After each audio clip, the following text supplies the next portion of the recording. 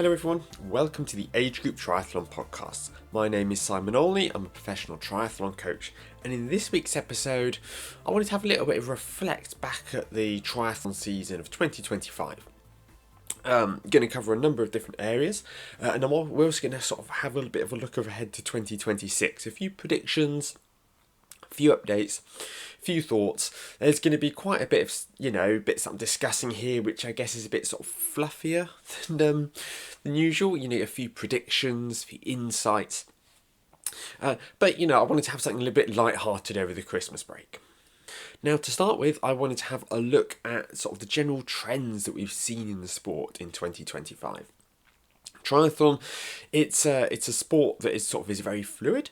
There tend to be trends that appear, things that happen over the months and the years. And I don't know about you, but the sport now compared to where it was when I started, it's changed quite drastically. So I wanted to have a little bit of a dive down into, the trends that I've noticed, things that I've seen, and, see sort of whether you agree with them.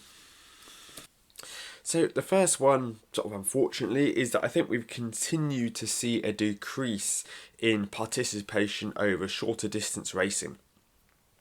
I think that this is in part due to a lot of shorter course racing is either done as part of sort of larger events that are hosted by World Triathlon, which generally aren't publicised very well, or they're done by local race organisers.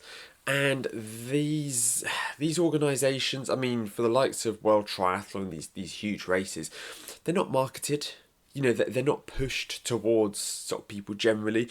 You don't generally see adverts pop up from World Triathlon offering tickets to the WTCS. Not that the championship event itself, but the huge events that they have in the likes of Hamburg. In the lights, it's coming back to London next year, actually.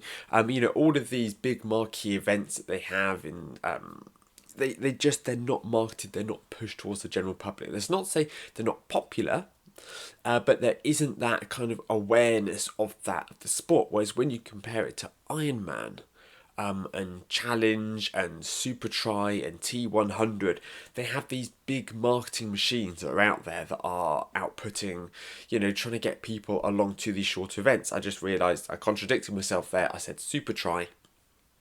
They are a shorter event, and I do think that they're doing some good stuff, SuperTri, but I think that a lot of their events, they're aimed at sort of the wrong kind of audience. They're trying to target, they're trying to sell themselves as being this premium short course racing brand, which, it's not a terrible idea. But a lot of people who have money, they're already invested in the Ironman scene. They are very much, they've got the time trial bikes, they're doing all the training for Ironman. But the age group racing over sort of the SuperTri, it is around sprint distance or maybe even under sprint distance. It's just not too appealing to them. What I would like to see is I'd like to see more participation at a grassroots level. I'd like to see a bit more of a resurgence of these independent events that are marketed well, that are very well run, that are over that sprint and Olympic distance. There's a chance, I'll touch on this, in the second half of the episode. I'll look ahead to 2026, but looking back on 2025, we have seen a decrease in these events, which I think is a crying shame, because I think they are the best place to start the sport. I know it's been bad in the UK, and where sort of in the US, where traditionally it's been a lot harder to find shorter distance events. I do think that it is a real problem over there. So I'm hoping that this is a trend that sort of is reversed.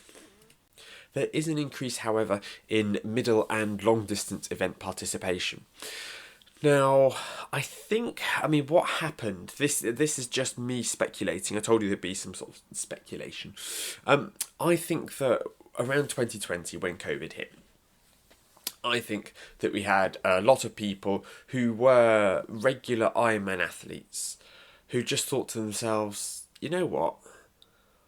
I'm not sure I can keep this going. I've already been, on sort of not on the limit, but they spent some years sort of maybe struggling with that same motivation level that they once had when they first started out. They'd be doing sort of Ironman events every year, ticking along, and COVID came along, and I think a lot of them just sort of saw it as a chance to go, you know what? I think I'm going to step away from this. Whether it is stopping the sport of triathlon altogether, whether it is just stepping to sort of back to some sort of shorter events, maybe from Ironman to middle distance, whether it was that they just became cyclists or runners, decided to focus on other goals such as qualifying for Boston or getting a good for age place in a marathon or ultras, audax cycling. There's a lot of things that people can take fitness and skills and the experience of and move towards. So I think a lot of people sort of fell out the sport that way. They're also, I think that Ironman could have handled it all better, personally. I think that their heart was in the right place with the intentions, but it was communicated relatively poorly. So I think a lot of people, they felt they got burned by the Ironman brand, and a few other smaller race organisers who folded and just, that all of the money that entrants had sort of spent just sort of disappeared when they went into administration. So I think you had a lot of people who ended up kind of falling out the sport, being burned from that aspect. It's understandable. But by the same token, you had a bit of a boom in running and cycling, and I think that is starting to manifest itself now as people moving sort of into triathlon. I think that it's a bit of a joke, but sort of the injured runner who discovers triathlon, I think that is still an entry to the sport that is holds a lot of water. And I think that we're going to see sort of an increase in participation in people finding triathlon, discovering triathlon. And those who started cycling, they got themselves a turbo trainer when they're just looking to, do some fitness. Or they got sort of into running. Sort of there's been a big boom in running in recent years and they're looking maybe for the next challenge. I think these people are going to start finding triathlon. They have found triathlon. And the longer that somebody spends in triathlon, the more people sort of gravitate towards that middle long distance. I do believe that as much as I'm a fan of short distance racing, that people should look to push themselves and should look to do the longer distance stuff, assuming it's appealing to them. If it's of zero interest, they don't need to. But I think for a lot of people that there's an irresistible pull of at least the middle distance. The Ironman may be a bit much, but a lot of people think, half Ironman, I think I'd like to do that. I think we're seeing a lot of people moving towards that now, which is great. I really like to see that. And I think this is going to increase. If you look at the amount of, I'm going to touch on this a bit later, but the number of Ironman races sold out for next year, I think that more and more people are going to find themselves looking to do these longer events, which I think is just going to be good news for the sport, because let's face it, racing a long distance event, it's not cheap. But the more money that is circulating within the triathlon industry, I think the better it is for all of us in the space, because you just have more people entering more races. Even if somebody signs up for an Ironman, they do their warm-up races, they'll be spending money in bike shops, getting coaching, all of this money that is moving through the triathlon ecosystem and helping sustain the sport. It has, however, continued to be a dismal time to be in the bike retail industry. Or if you're a bike manufacturer. The sales are absolutely through the floor. I think a big part of this is, if you buy a road bike and you look after it, it should be able to last you for 10 years. And a lot of people who bought bikes around COVID and they really got into cycling, they didn't necessarily need to go out and to buy a bike. The best time for my business ever was during COVID, but I think people had time, they had furlough money, and they were buying bikes and they were, investing in cycling, in turbo trainers. And they're looking at the sort of the gear that they have and they're going, I don't think that I don't need a new bike, and people shouldn't be rushing towards getting new bikes. Hopefully a lot of bike shops are still making good money through their sort of servicing, repairs services, accessories and the like they're doing, even if their sales of new bikes themselves isn't doing well, but I guess that doesn't help the bike manufacturers, the likes of Trek and Specialized and Cannondale. If people aren't buying their kit, they do have a line that they sell in sort of accessories and clothing and that, of course. But I'm sure that for bike manufacturers, it's tough. I mean, for bike retailers themselves, bike sales, they actually have, obviously I can't disclose industry data, but the margins on bikes, the profit margins they make are a lot lower relative to the likes of clothing and accessories that they sell. So, I'm hoping that all these bike shops can survive, they can make it through this tough period. I think that as people look to move up to longer distances, they might start looking at sort of triathlon bikes or upgrading their bike. There's always going to be people looking for bikes, and I hope that sort of the sales turn around for the sake of all the sort of these retailers and local bike shops. Because as much as you can go, oh well, it doesn't matter, I'm not buying a new bike, if bike shops disappear, but these are sort of utilities, the local community. If you do need to pop by to pick up some inner tubes, if you are looking to looking for someone to get your bike repaired, some last minute sort of nutrition, these are great places to go if you can't get anything sort of delivered to you in time. And a lot of them, they can be surprisingly competitive, actually. A lot of them do price matching. So, support your local bike shop as long as they do a good job. It is important we keep them around. But what I don't want people to do is to throw money at paying over the odds on stuff from a local bike shop that doesn't sort of treats them like dirt. Basically, I think those bike shops they do deserve to go out of business. Those very sort of elitist shops. It also feels like there's been a trend towards minimalism in the sport, which I think is a good thing, personally. I think there's been less in the way of sort of miracle supplements being marketed at athletes and buy this, get this, all this sort of unnecessary gear, replacing stuff before it needs to be replaced. I think that your average triathlete is getting a bit more savvy about where it is that they really need to spend their money. And they're not throwing money at all of these, I guess I don't want to call them sort of cons and scams, but things that really aren't going to help their performance, that are sort of cash cows, that are relying on people's sort of ignorance of certain subjects, especially around nutrition. Which I think is good, because I don't want triathlete to get, triathlon, sorry. I don't want triathlon to maintain this image of being really elitist and a really expensive sport. Yes, it can be an expensive sport, but I think if it is done sort of in a savvy way, that it can be done on a budget, and that the less that we're trying to sell people things that they don't need, the lower the perception of it being sort of more expensive than it has to be.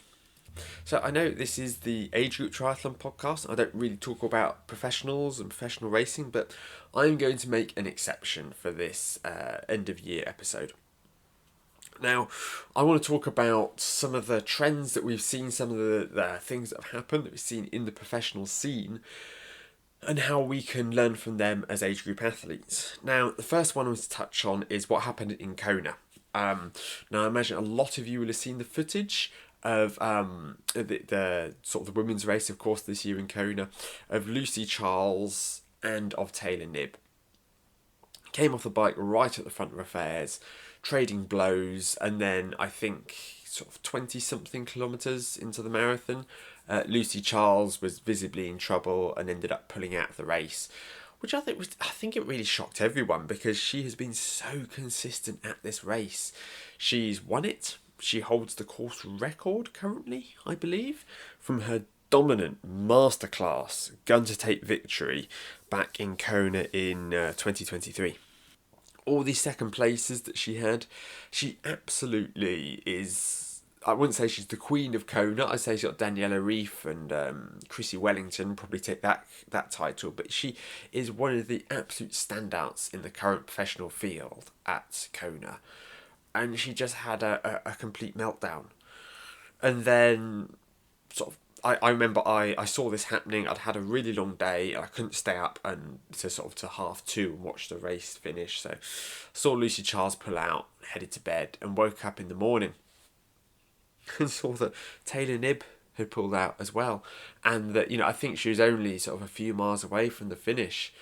She just started walking, she started weaving across the road, and just sort of sat down at the side of the road and watched all these runners go past and win the race.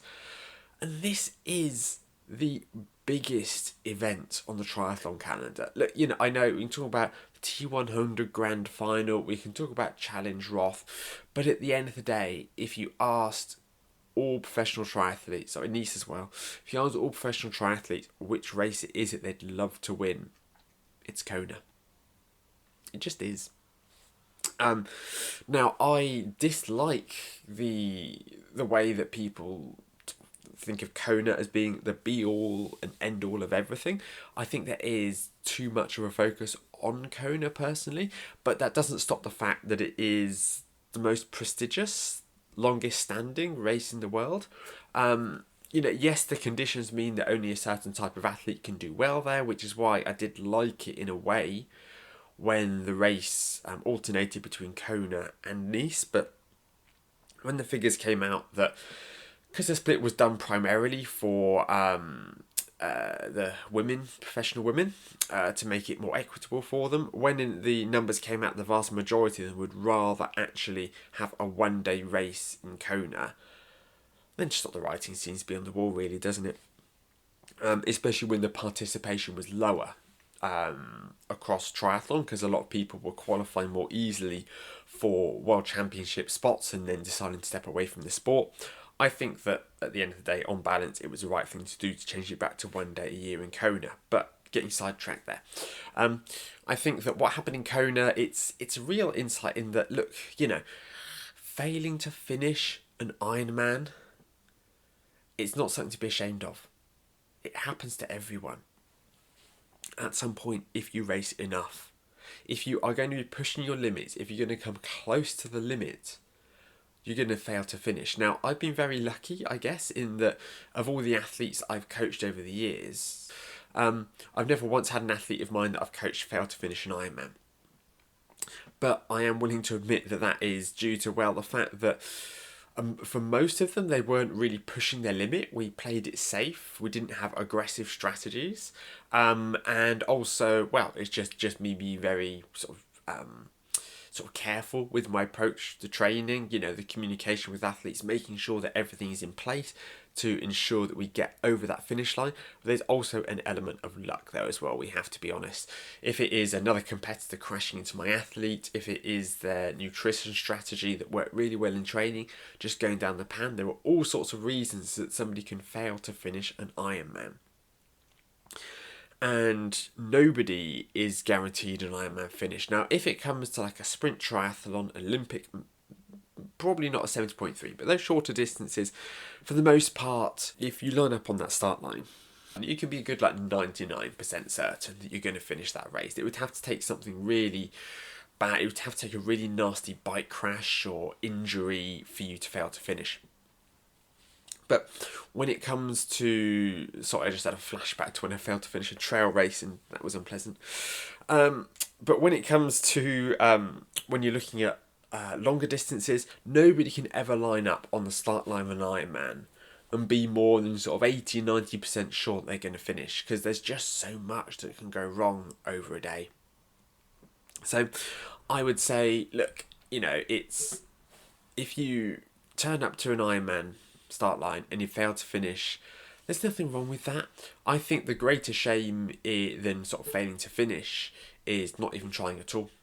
If you are too scared to take on the Ironman, if you're too worried about what might happen, ifs and buts and maybes, so the fact that you never actually take the plunge, you never actually back yourself to try it, for me, that is the greater failure than finding yourself out there on the course and having to either sort of missing the bike cutoff, having some kind of issue that forces you to pull out. It happens to the very best professionals. In fact, I think the DNF rate is actually higher for professionals than it is for amateur athletes. I think sometimes that is professional athletes, they don't have the bike split that they wanted. They come off the bike and they go, I'm not sure I want to do this marathon because all the prize money is already up the road. if I drag myself around this marathon, I just create a mountain of fatigue. Whereas if I pull out in transition 2, don't start the run, I can do another Ironman in a couple of weeks, because they pay a annual fee to Ironman to race their events, so they don't actually need to pay entry fees. They can go, well, okay, well, there's another race that happens in 2 to 3 weeks that I had as a backup. I'm going to go do that one instead. Hope I have a better bike, and then hopefully I can get some prize money. So there's an element of that. There's also an element of professionals. They're just pushing the envelope of performance. Lucy Charles and Taylor Knibb pushed themselves to the absolute limit of their physical capabilities, and they failed to finish, and there is zero shame in that. I've never pushed myself that hard in a triathlon that I failed to finish. So hats off to those ladies for just sort of finding that upper limit. And I do think, there are lessons there for us as age groupers. Looking over at the men's field, Casper Storns, who won the Ironman World Championship in Nice. And I think what really caught my attention, and that of many other people, is that his fueling was taken on throughout the entire race between 180 and 200 grams of carbohydrate per hour. That is a shocking amount of carbohydrate. In fact, that is the equivalent of having a gel every 10 minutes over an Ironman. It's just obscene. Now, obviously this is he's a top-level professional triathlete who has been training for years and years. And he has trained his body to be able to digest that amount of carbohydrate. And he won an Ironman World Championship, in fact. Now, there are plenty of professional athletes who don't have nearly as much carbohydrate. In fact, some of them are having closer to sort of 120, 130 grams of carbohydrate an hour. But there's a definite theme here, which is that the hourly carbohydrate intake is in the triple figures. Now, a part of that is due to the fitness of these athletes. So the fitter that someone is, the lower the intensity they're working at, the more that the body can use body fat reserves to fuel their effort. This does have an impact on the amount of carbohydrate they can digest, and it's quite an in-depth topic. But if you are somebody who's just looking to complete an Ironman, on fumes and a handful of sweets, you're going to find yourself in trouble. You're not going to be able to achieve your potential. And the same goes for middle distance as well. So I think that, it really has sort of shown a seismic shift, which has been happening for several years, in people moving away from trying to get away with the minimal carbohydrate they can sort of get away with, and sort of riding that wave of underfueling, and go, actually, no, like if you want performance, then you probably want to be consuming as much carbohydrate as you can without ending up with any kind of gastrointestinal distress. Now, I would caution people from just rocking up on race day and going, oh, you know what, I'm going to take on 100 grams of carbohydrate now because that's what Simon said to do. The stomach does need to be trained. You do need to teach your body to be able to consume carbohydrate while you're training, while you're working at an intensity of work, especially over sort of shorter distances where you're working at a higher intensity factor. Your body does need to be trained to be able to do this, but we do need to be pushing the envelope with our fueling. We do need to be saying, look, if we manage to take on 100 grams of carbohydrate an hour in our last race, can we push for 110? Can we push for 120? How is it that we can improve the amount of carbohydrate that we're taking, and how's that going to affect our performance?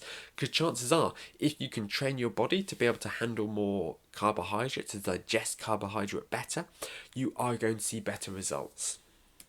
I also wanted to touch on the T100 series, because this does have definite implications on us as age groupers. Now, the sort of T100, it was born out of the PTO, a professional triathletes organisation. Now, the PTO started off as being sort of a body for athletes, almost sort of something of a union. And they got some investment, and amongst other things, they covered athletes, the sort of sort of financial obligations, if they wanted to take maternity leave, and I think they did quite a lot for the rights and supporting endurance athletes, professional endurance athletes. But this then transformed into sort of the T100. Apparently, as much as anything, PTO also stands for paid time off over in the States.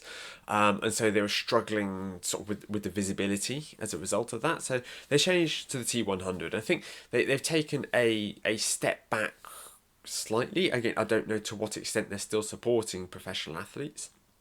But they made it less about sort of professional athletes and supporting them, and more about their race series, the T100, which is a 100-kilometre event. And it's a little bit shorter than 70.3. I mean, I've not done 100 kilometres, but I understand that you will finish the sort of finish that and think, okay, you know, that was a middle distance event. But then when you go back to the 70.3, that you definitely do sort of feel the difference, that extra, you know, that extra little bit of distance on the end there. It does bite relative to the 100-kilometre distance. But they've been building this up. But let's be honest, you know, the way it's been organised, it's been a bit of a shit show at points. When you look at the sort of the issues with Hayden Wild, you know, I mean, it is an athlete's responsibility to count the laps. I'm not sure if there was a bell that was rang on the last lap that they went through transitioning, but the way that they handled it, the way that it's all been, you know, sort of managed, the complete sort of lack of any atmosphere or sort of interest, any vibes at the race, sort of the race finish lines. I mean, I've seen more enthusiasm and support at my local races than I have at a lot of those T100 finish lines. It just doesn't have any soul. It doesn't feel like it's a well-oiled machine. It feels like it's chaotic. I mean, I've heard people having chats, you know, on podcasts with Sam Renew, I think it is, the CEO of sort of T100, and going, oh well, this is the direction we're taking. And you hear him talking, you think, okay, like this sounds good, this sounds promising, this sounds like there's a lot that is sort of that can be going well for the sport, really. But I really have struggled to find to find myself excited by it, really, to find myself respecting it, and them as a race organizer. You know, I want them to succeed. Of course, I want them to succeed. You know, I want the sport of triathlon to blossom, but they just keep dropping the ball, and it's really frustrating. It's really disheartening, and I really hope that we see that change going into 2026. Next up, I wanted to reflect a little bit on my own coaching practice. So, what have I learned in 2025? How have I changed my approach? You know, what is it that's been happening within the world of triathlon coaching? Well, I think the first thing that I have sort of that jumps to my mind, at least, is that I have continued simplifying things down. I think I went through, when I started off in 2016, I went through as I learned more, you know, as I went from, you know, enthusiastic triathlon participant towards professional coach, and I started to really learn a lot more. I started to get more certifications. I downloaded sort of more software and started to learn more about the sport. I think I definitely got to the point where I was trying to do everything with every athlete. You know, to give you an example, there's a software that I use called WKO5 that, you know, a number of you probably be familiar with, that allows me to get really deep data insights into athletes' performance, help us be able to model their FTP and to be able to find out the kind of cyclist they are. And to sort of complete the testing, to fill in this model, you know, it was quite demanding and it was quite a lot to ask of somebody just starting out in the sport. But when I sort of had meetings with potential clients, I talked them through the power of this software, and then we do these fitness tests, and the results of which wouldn't be especially representative because they have no idea how to ride sort of for more than sort of 20 seconds hard when they're just starting out. And I wanted to kind of wow and impress people with look at this technology, look at all this that I'm using here. And I think I've just sort of started taking steps back from that, or at least not using it in situations where it's not actually going to be that helpful. If I have a new athlete, rather than trying to impress them with this big power profile, they're not really going to understand it. We don't really know much to do. I just give them a ramp test instead, and then do that ramp test. And we can retest it in 6 weeks, and we'll probably see an improvement if they're just starting out. And to reserve that high-end dive into the technical data, reserve it really for those who are more competitive, those who are looking to improve, looking to set PBs, looking to qualify for world championships, rather than just sort of trying to impress those who are starting out. And I think there's an element of this in all areas of my coaching, becoming less sort of data orientated, trying to keep things simple. I mean, there are some workouts in my Training Peaks workout library that I'm deleting because I haven't set anybody them for 2 or 3 years because they're just unnecessarily complex. And I think, a lot of us, especially when we start out in a new career, we're feeling a bit insecure, we want to learn, we want to impress people. And the way that a lot of coaches, including myself, do that when they're starting out is they try to make something really complex. They try to make it really impressive. They try to woo people. Oh, look at all this. Look at this data. Look at all that we can do. When realistically, what athletes want is they want to be heard. It's no good just, putting the blinkers on and going, oh, well, let's look and see what the data says. An athlete wants to sit down and they want to have a meaningful conversation with you. They want to feel like you're listening to them and you're trying to solve their problems. The training plan, the data analysis, it's important, don't get me wrong. But I'm putting sort of less weight as time goes by on that kind of thing. And it's much more about sort of understanding somebody's motivation levels, understanding, the right, how to tweak the program, how to approach it, how it's going to evolve over the year. And really sort of listening to people's concerns and making sure that I'm doing something about them. So that's what it is that I've been focusing my effort on this year, and I think that it's I've seen the fruits of that. I think I've had some pretty big PBs from athletes over Ironman, Olympic, and 70.3 distance this year.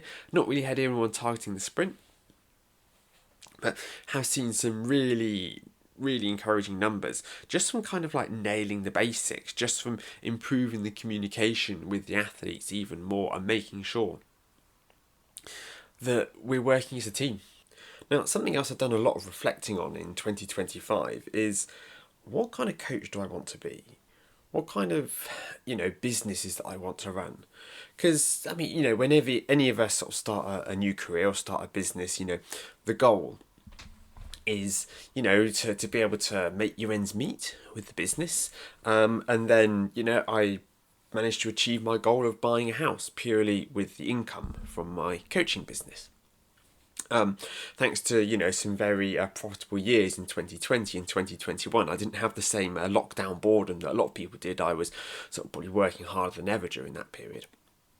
But it really did sort of give me pause for thought and think, okay, so what kind of coach is it? How is it, now that I have achieved sort of my primary goals, how is it that I want to help athletes? Now, when I first started coaching in 2016, it's nearly 10 years ago now, I thought to myself, I want to get qualified. I want to do this, the right way. I don't want to just get by on a wing and a prayer.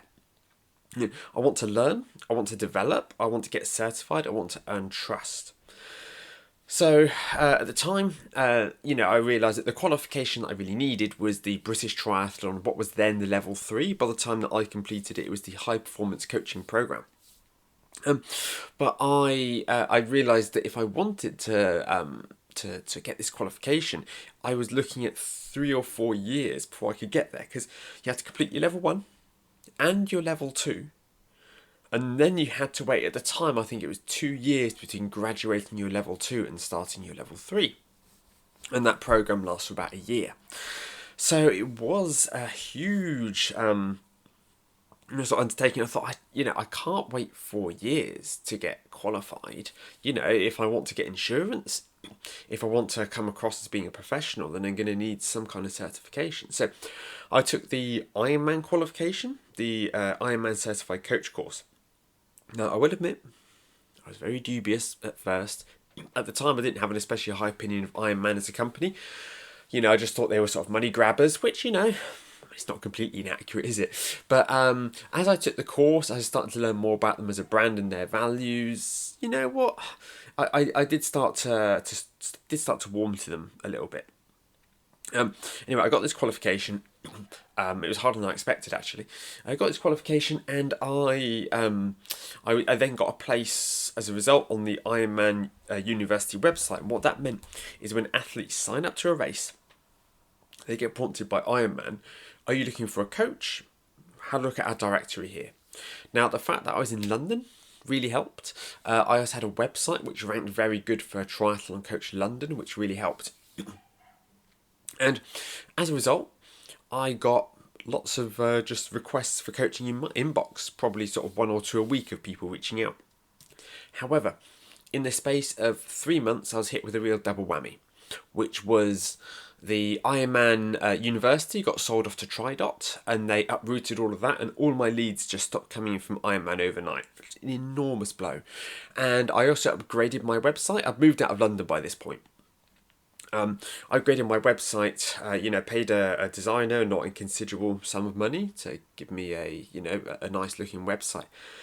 And I wasn't aware that when I created a new website that I'd lose all my rankings on Google. So I was no longer getting leads through Ironman, and my website was invisible on Google.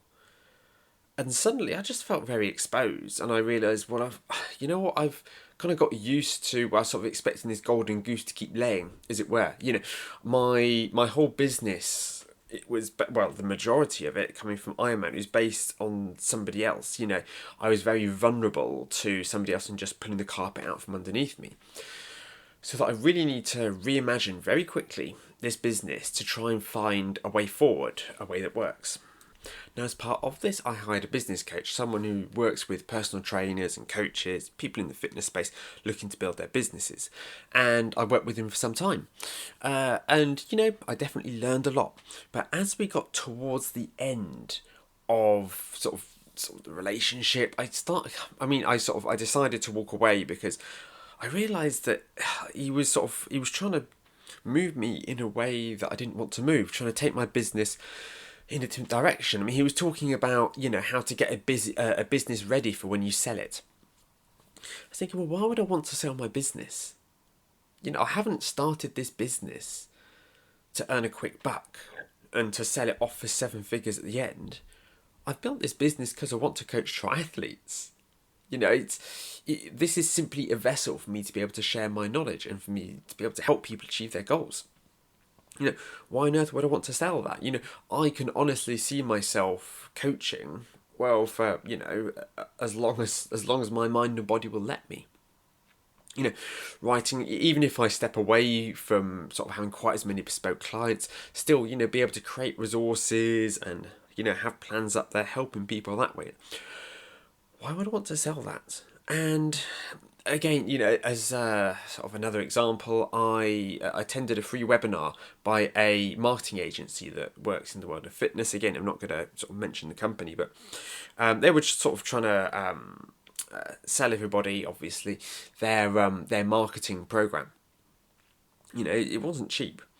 But they're saying that, as part of it, that you come down and they give you a sales masterclass. And they sit there, and it was all about the language to use, how to get somebody signed up before the end of the call. I remember they're saying that you want to ask the client, I say athlete, in the world of fitness, ask the client, the lead, once you've gone through and explained all about your program, do you acknowledge that you need to make a change in your life? To which they're going to say Yes. So, and do you acknowledge that I am the best placed person to help you achieve this? And there's a 90% chance that they say yes, because human nature, awkwardness, sort of bit of Britishness as well. And the idea is, again, if you're trying to sell them your £4,000 body transformation program, that you'll then have the money by the end of the day by sort of really like leaning on and pushing that sale. I have a very different outlook on that. I mean, I would never push an athlete to make an agreement to sign up on the call. Obviously, some of them do. They go, oh, you know what? Yes, I'd like to go for that package. Great, I'll send the information over. And I want to give people the information that they need to help make that decision. A, whether they're going to work with me or not, and B, which package it is that they want to sign up with. But I want this to start with trust. I want them to get the feeling that I am trusting them to make the right decision.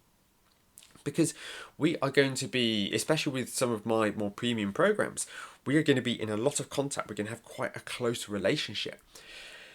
And if you're there and you are resenting, you feel that you're sort of strong-armed, not quite bullied, but that I really pushed hard for you to get onto this program, because we spend so much time on the phone to each other, that is going to show. There is going to be this distrust, and I've certainly had that before from people who I can tell, that there comes a point where they just don't quite fully trust me for whatever reason. I think I had this a lot more at the start of my career, when people would start improving the sport and start asking questions about nutrition and strength and science I didn't sort of quite have the answers to. But the other popular one is people who they don't feel the training's working. And so I go, okay, I hear you. Let's see if we can work out where it is that we can improve.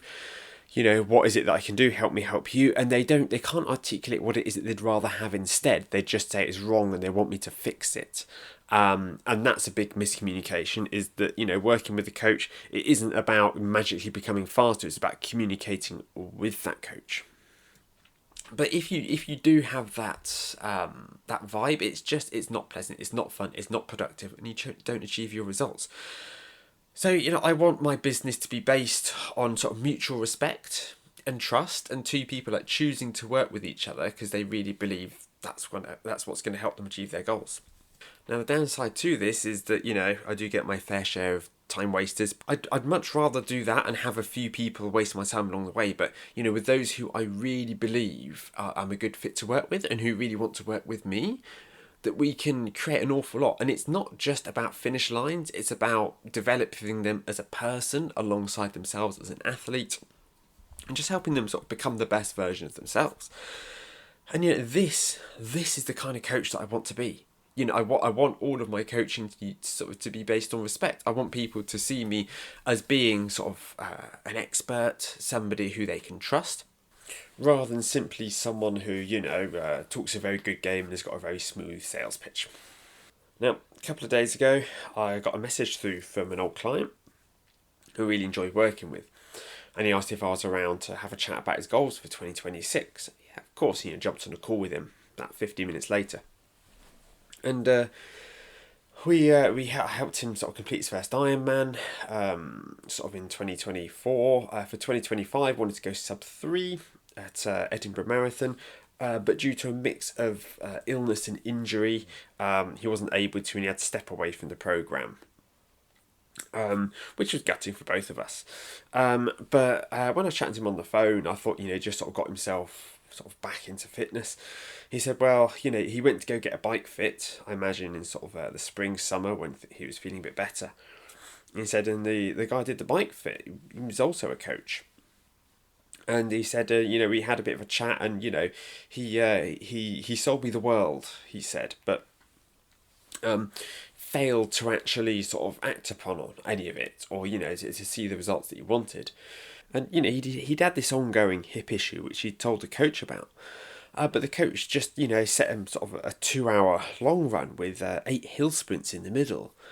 And he said, look, he's just like, it feels like he's not listening to me. He said, I think he's just giving me the same copy and paste plan that he gives everyone else. you know. And he said, in the communication, it just isn't there. He said, I remember when I was working with you, if I had an issue, we'd be on the phone within the hour, and we'd be chatting it over and sort of helping to find a way forwards, and that's what he really missed, and that's what he wanted to come back to. And that's something I've always been sort of very conscious of, is that, you know, that sort of that sense of over promising and under deliver. You know, I'd rather under promise and over deliver and exceed somebody's expectations, because again, that's how you earn somebody's trust. That's why I've had athletes that work with me for kind of 5, 6, maybe even 7 years now. You know, just because you try to focus on that delivery, you focus your effort on retaining the clients that you currently have and making sure you treat them right, rather than, you know, rolling out the red carpet for people, sweet talking them, and then as soon as they're on your program, you kind of neglect them because all of your focus is on the marketing side of things. I've definitely seen that from a lot of coaches, and I was tempted to ask this ex-client of mine, you know, what it was that the other coach was charging him for this, you know, because he said he just had sort of these 2 10-minute phone calls, you know, in sort of the months that they were working together with this coach. But you know, from kind of what he was insinuating, I get the feeling that he was charging sort of over what I charge for my top program. And you know, I never want to be that kind of person. I never want people to talk about me in that way. And, you know, great. Okay, so, you know, I mean, I already knew sort of broadly in my head that those are the values that I held, and that, you know, all of this sort of hard sales approach, I don't really need that. I don't really want that. You know, I've managed to do all right without that. But still, you do need to market yourself. Once this Ironman revenue stream has dried up, now I thought to myself, how is it that I can get more people sort of listening to me, reading what it is that I write, and sort of deciding to think, yeah, you know what, Simon, I think he's the kind of person that I think will help me achieve my goals. And the way that people tell you to go about this, to achieve this, is, oh, you know, post on Instagram, post on TikTok, you know, all of this sort of this social media savvy short form content. And I've tried it. I've tried it several times. Honestly, there must be like 10, 12 times. I've tried to get myself into a rhythm, posting something every day, every other day, you know, trying to do this. But it feels like the majority of the time I'm just sort of screaming into the void. And, you know, there are an awful lot of other content creators out there who complained about their lack of reach. How they've got, you know, 10,000 followers, but only 800 people see each post. Which, you know, it doesn't endear me to such things. But I realised, you know, I think part of the reason that I struggle with it is that I'm just not very good at the short form content. I'm not very good at that jumping up and down, hey everybody, look at me. I'm sure that, you know, if I lived somewhere very picturesque, perfect for training, if I had a partner, family member, videographer who followed me around, I've got all these gorgeous shots of me riding up a mountain at sunset and, you know, all of this, then, you know, I'm sure it would be better, but that's not me, you know? And I started to realise, and it really kind of fell into place for me, that this longer form stuff, I'm much, much better at it. I mean, I personally find that the time that it would take me generally, you know, somewhere between a morning, the best part of a day, depending on sort of different circumstances, to record and to then sort of edit and upload a podcast. But when you consider the hours that it takes to create a week's worth of Instagram reels instead, it's pretty similar, if not less time consuming to do this. And this is a much, much better way for me to be able to actually, you know, let people know, hey, guess what? I actually know what I'm talking about. I'm not just here fishing for likes and trying to make money through an affiliate link. You know, I am a professional coach and I want to share my knowledge with people. If those people then decide that they want to pay me some money to be able to help them further, brilliant, all the better. And suffice to say, it's working pretty well. And that it's given me a real direction for the business. That, you know, the foundation of the business is going to be based on knowledge sharing, not knowledge hoarding. Don't want to be cold messaging 100 people a day on LinkedIn or Instagram, begging them to book a call with me, to, to talk about coaching. It's about building trust. Which, all in all, looking at that has given me a pretty clear roadmap of the way forward. Which is untrust, try to attract people towards you as an individual rather than sort of as a faceless business. Try to get people on board, try to develop that trust, and then hopefully they'll reach out to you at some point and go, hey, you know what? Can we start working together? And by that point, because they already feel they know you, then you're going to kick off with a great working relationship. And alongside that, I mean, I have often battled with this conflict in my mind between, wanting to help people achieve their sort of big dreams, their big goals that they have. If somebody wants to qualify for the Ironman World Championships, I can help people with that. I've got a proven track record, and I want to have these premium products in place for people to come along if they really want to reach that top level and they have the money to achieve that. But this does kind of war against that kind. I mean, when I started out in the sport, I'm thinking, what was it that I would have really appreciated? What is it that I would have loved to have help and support with? And it is making sort of accessible training plans and education. And I've often struggled to get the balance right with that, but I think I found the solution that I'm going to share with you at the end of the episode. Now, from my own training and racing, there's not been a huge amount to reflect on. I've just had a lot of other things in my life that have been more important than my own personal performance. It's just the way it is sometimes. I did one race, but I did manage to win that race, so I'm 1 for 1 at the moment. It's just a small local thing. But it's been a reminder though that as much as we're all sort of, I guess, scared of losing fitness, that if you do take a year where you're doing less in the way of like focused high volume training, that it's not the end of the world. Yes, it will take some time to build you up to back where you were, but I'd much rather that somebody spends the next 40 years or so going up and down with their fitness, having quieter years, having more important years, than somebody pushes really hard. They get themselves up to Ironman fitness and they try desperately to cling on to that fitness for as long as possible until they go, I can't do this anymore, and they stop swimming, cycling, running altogether. So let's look ahead to 2026. And I'm going to make a few predictions and things where I'd like to see this sport, where I think the sport is going. But again, happy to be very wrong, because you never know what advancement is around the corner. So I think there's going to be a huge explosion in Ironman racing. I think that they're already, I think close to like half of the events in Europe are already sold out. Which, when you consider that Ironman events aren't cheap, they're great, but they're not cheap. I think that bodes really well for the sport, because in 2025 there were a lot of races that didn't sell out that normally do. I mean, Ironman Tenby, or Ironman Wales and Tenby, I don't think that sold out until sort of early summer last year, but it's already sold out now.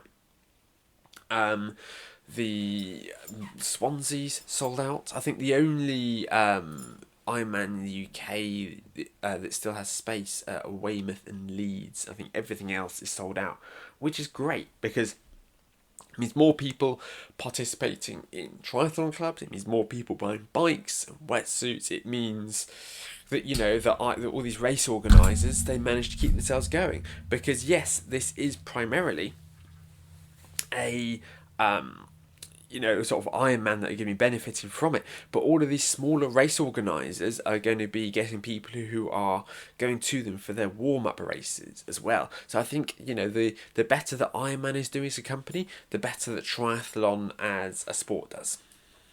Something else which has been fairly major is that T100 and World Triathlon, who are the governing body who handle the Olympics and the main World Triathlon series, have announced a merger. So this means that they're going to have the T100 distance as well as the T50 distance. Now, there's sort of the T50 being sort of the rebranded Olympic. Now, because the Olympic triathlon is slightly over 50 kilometres, I don't know whether they're going to end up sort of shortening that distance or whether it's just going to be sort of a marketing term. Now, I know that I was sort of dragging the T100 earlier, and I do think they have a lot of work to do. But I also think that they talk about the fact that they are learning. And I think that if they're able to sort of tap in when this full merger occurs in 2027, if they're able to tap into more of the sort of the professionalism and the experience that comes from World Triathlon and sort of their broadcast teams, sort of I think the technical officials, I think they tend to be sort of universal rather than they're provided by the local governing bodies, I believe, rather than sort of hired, employed as it were, directly by the race organisers. But I hope that we see more consistency when it comes to the rulings. I hope we see fairer races. I hope we don't see as many issues, because from the although what I've seen has been sort of quite disappointing.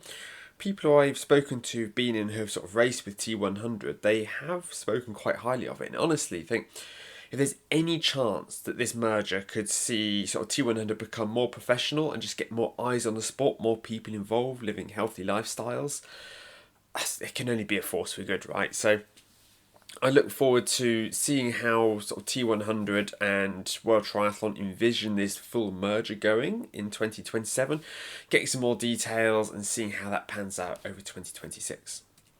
I hope that sort of the shift towards minimalism sort of gathers pace when you look at the fact that we're no longer using continuous glucose monitors, or a lot of these other sort of aids, blood oxygen sensors, all these things that, in the past they sound like a brilliant idea, but have really kind of fallen off of the market. I think this is, I hope this trend continues, and I hope that triathlon becomes a more kind of easy to understand, more accessible sport, and people continue to focus on things that really matter, as opposed to sort of clutching at straws and anything that they can find to sort of to justify the sort of expense, people trying to find things to sell to these people who are very focused on their performance. Because I think anybody who wants to get faster in triathlon, and you want to really wants to get the next level of performance, they're very easy to sell to, because they are very keen to think that this bike, this supplement, this new sensor is going to be the next best thing that's going to propel their training forward. Something else which is going to have an effect on the sport is the rise in AI. Let's be honest, there are very few areas of life which AI isn't touching. Now, as far as industries go, I think that triathlon is broadly going to be sort of spared the worst of it, because it's so tactile, because it is so much about being out there and it's about physical activity. I think that it is going to be very resilient to these sort of these challenges that are posed by AI, and it is very easy to think, oh well, sort of coaches such as myself, they'll find themselves really in trouble when AI comes along and anyone can just ask ChatGPT for a triathlon plan. I don't think that's true. I mean, it may be that it has a small negative effect, but honestly, I can see it actually maybe potentially having a net benefit to me in the long term. Because you are going to have people who go, okay, well, I'm going to ask ChatGPT to write me an Ironman training plan, but I've seen training plans written by ChatGPT, and they're not that good. Yes, of course, you can use prompts. If you are very knowledgeable about triathlon, enough to be able to know what to tell it to do for you, how to ask it to adapt things around your life and adjust it for you, then there could be mileage in this. But a lot of the AI training programs out there really aren't. They're just not good enough. They're not up to scratch. I mean, it would be interesting if they were. There's an episode that I recorded earlier in the year about my experiences with an AI training program that I thought it's going to be really beneficial for my business, that could allow me to be able to focus more on sort of the soft skills side of coaching and sort of really helping athletes rather than spending a lot of time writing training plans. But I think what you're going to see is you're going to see a lot of people who will ask AI to write them a training plan, and they're going to find themselves injured, burned out, having all these issues. Some people, no doubt, they'll be absolutely fine, but I think a lot of people, they'll find themselves in a bad place, and they will then be all the more kind of inspired to reach out to a human to go, okay, I tried this, and it just hasn't worked. So I think that is how AI will sort of affect coaching. It will probably end up, inadvertently sort of promoting us, because AI at the moment, at least, it's just not up to scratch to be able to help athletes the way that they need. And I guess AI's greatest strength is also its Achilles heel within the world of triathlon, because there is so much information out there in the triathlon space that if you ask ChatGPT or any other AI sort of service a question, they'll go, yeah, okay, well, let me go through all of the data that I can find up to, I think, 2024, I think the current version of ChatGPT, or at least the free version. Let me look through all the information that I can find, and yes, here is the answer. But the answer that it finds isn't necessarily going to be the most scientifically accurate one. It's going to be one that people are talking about the most, that the most people are banging on about. It's not going to understand the nuance. And so I can see that, again, having a major sort of negative impact on people's preparations and their training, and that sort of sort of highlighting, I guess, the value of working with a human coach, as opposed to asking an AI platform a question just hoping that it comes out with the right answer for you. Now, what about for me personally, as well as my coaching in this podcast? Well, good news is I'm looking to really keep plugging hard with the podcast. It's been my first full year of podcasting. I started in November last year, so we're coming up 14 months now. And I've learned an enormous amount. I've learned the kind of things that people really like talking about. I've learned what it is that people don't find so useful. I've had some fantastic feedback from people who've dropped me emails or sort of hired me, and we've had some great conversations about ways to kind of to improve that and to lift it up. So definitely going to be sort of pushing forward the podcast into next year. My biggest project professionally is going to be creating a huge training plan library. Now, I remember when I first started out, I said to myself, well, what's going to make my business stand out? What's going to make Phase on Triathlon different from other coaches? I thought, well, you know what I'll do? I'll make sure that everything that I do is bespoke, rather than me sort of creating sort of off-the-shelf copy and paste plans. That's what's going to make me different. And this is 10 years ago now, and it's a good lesson in that sort of the rules, the boundaries, the things that you set yourself sort of in the past shouldn't be dictating what it is that you do nowadays. Because I'm looking to create a really comprehensive training plan library, and this is because, as I referred to earlier, I am equally passionate about helping people who are sort of helping them set new PBs, qualify for world championships. That really excites the competitor in me. I want to be able to help people with my knowledge of of training, of cycling power and data analytics, nutrition, strength training, be able to really help people elevate the performance to the next level, because it's such an amazing feeling to see somebody, go and sort of qualify for the World Championships, to finish well on the world stage, knowing that I've helped them achieve that. That's so rewarding. But also, what's just as rewarding, if not more rewarding, is helping people cross their first triathlon finish line. I remember when I first started triathlon, I haven't talked a huge amount about my own journey on this podcast, I don't think, but I remember when I first started in triathlon, I was in a really bad place in my life. Yes, there was a girl involved. I'd just moved to London. I was feeling, although my career in the film industry was going well, I was building myself up. I was 22. I was definitely feeling a bit sort of lost and adrift, as a lot of people do that age. I was feeling kind of like frustrated and like a caged animal, but I didn't know how to express that frustration, And I remember I joined a local gym to use their swimming pool, and I eventually sort of found myself, long story short, getting into triathlon. And I honestly, I felt so low, so trapped, so kind of isolated, and just dissatisfied with life. But until I crossed that first triathlon finish line, it's like the world came back into colour again. So I really want to help people have, set them up for a similar experience. That's really important to me. So what I've done, what I'm going to do in the process of doing, is creating for every distance from super sprint up to Ironman, is to create 4 sets of training plans. So for each distance, there is going to be a training plan for that distance if you're starting from scratch. A training plan if you're stepping up from the previous distance. So, if you are looking to do your first Ironman, you've done a 70.3, I have a series of step up to Ironman plans. If you're looking to move from Olympic to 70.3, it'd be a step up to 70.3 plans.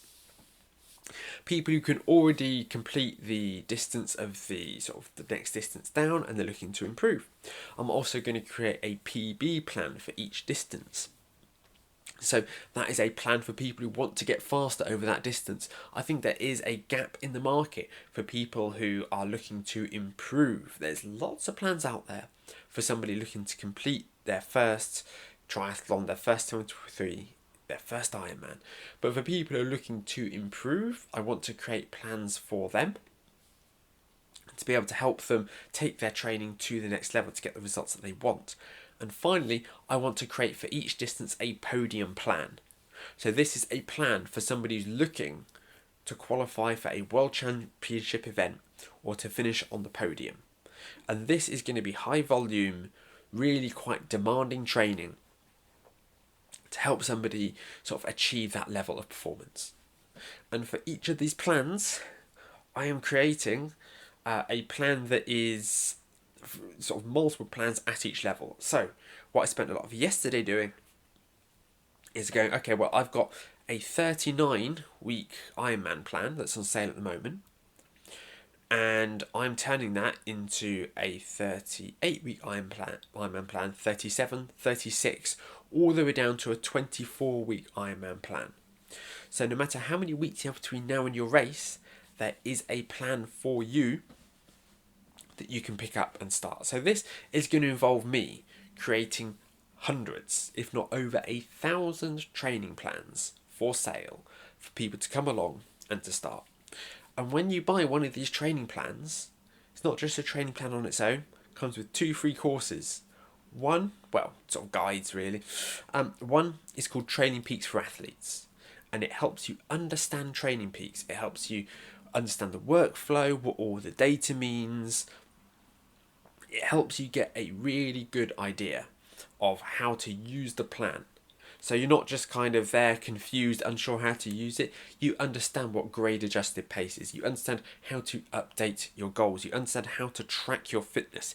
You understand how to edit workouts as needs be. Okay, it's about empowering someone to be able to make the most of the software. And additionally, I'm going to be, I'm in the process of developing a triathlon training guide, which helps you understand how to make the training fit around you. If you're a strong swimmer and a weak runner, it helps you understand how to tweak the workouts to create that. It helps you understand how to set up and use an indoor cycling setup. It helps explain the different kit that you're going to need to buy, how to follow different swim sets. Okay, it is a really I even talk over swim technique, talk over the basics of swim technique, how to buy different kinds of running shoes, how to buy a bike. There is a lot of information in this free course that comes with all of my training plans that I'm writing, which I'd like to think are going to come in at a relatively competitive price point compared to some of the big name training plans and coaches out there. So this training plan library, it's going to take me a year, if not more, to build that up. Okay, I've got so many plans to write, to edit, to change, to upload. It is an enormous project. It's probably the biggest project that I've ever taken on. Now, if you are looking for a training plan for 2026, if you're thinking, I'm going to start my training in January, then I would like you to reach out to me. I'd like you to send me an email and go, Simon, I'm looking to take on an Olympic distance triathlon. It's in 22 weeks' time, and I want to set a personal best. Because what I will then do is I will write a plan for you personally and sell it to you at the standard rate. Okay, there's no premium attached to this. If you want me to write your plan, I'll write you that plan, because guess what? I was going to write that plan anyway. So if you have a request, send it over to me, your details, I'll tell you how much it'll cost, and then get to work. It's not going to be a bespoke plan. It's not going to be built around your strengths and your weaknesses. If you say, oh yes, I want this 30-week Olympic plan, I want it to be set me a PB, and I really like to swim 3 times a week, and my running is very poor, I'm not going to write you a plan that is based around your current level of swimming, cycling, running ability. It will be a generic plan. Again, you would come with these free resources that will help you be able to to edit that plan to build it around your ability. Next up, I'm launching my online triathlon club. Now, this triathlon club, it's free to join, it's got its own app, so it's not going to be yet another WhatsApp group to join or a Facebook group that gets lost in the algorithm. It's got its own app you can manage the notifications for so you don't get bombarded.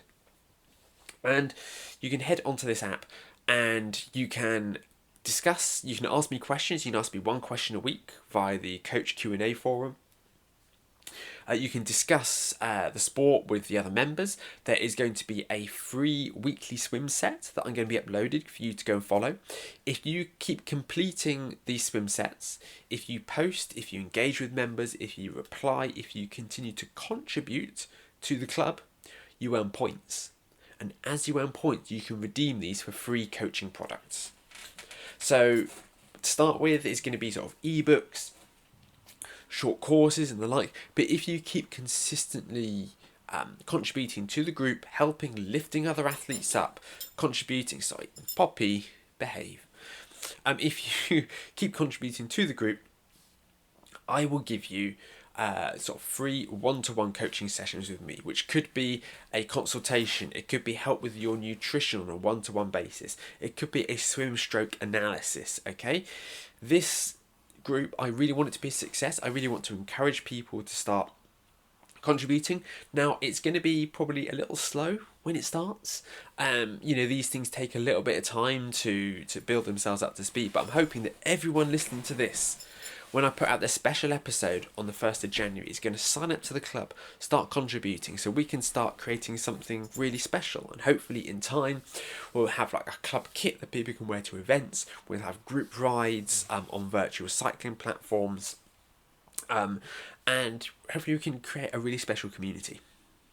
So my vision for 2026 is to have this thriving online community with a huge selection of training plans that people can come along and they can purchase for their own training. And they'll feel really looked after, because there'll be lots of supplemental educational resources alongside the training plans that they can then follow to make sure they understand exactly what it is that they need to do. Now, I don't know about you, but that sounds like quite an exciting 2026 with a lot going on. Now, it's going to be a very busy year for me, I imagine. So if you are interested in coaching, the price might be going up. If I find that I have so much going on, I might need to increase the prices of my bespoke coaching to balance everything. But I haven't raised my prices in years, despite the fact that inflation's been going through the roof. So it is overdue. So if you've been sitting on the fence, if you've been procrastinating, if you've been unsure whether you'd like to reach out and do something bespoke with me, this is the time to get in touch. Because with me, the rate that you sign up on is the rate that you stay on. So if you sign up now, as opposed to in maybe March, April time, it could end up saving you hundreds in the long run. So what I'm going to do, I'm going to drop my email down in the show notes. So if you are interested in bespoke coaching while the rates are still low, if you would like to request a training plan for me to fast track to write sooner rather than later, send me an email with the information and I get back to you and we can sort something out. And other than that, I really hope you have a fantastic Christmas break. and you have a very enjoyable, healthy and fast new year. Enjoy spending time with your friends and family. I'll speak to you all soon.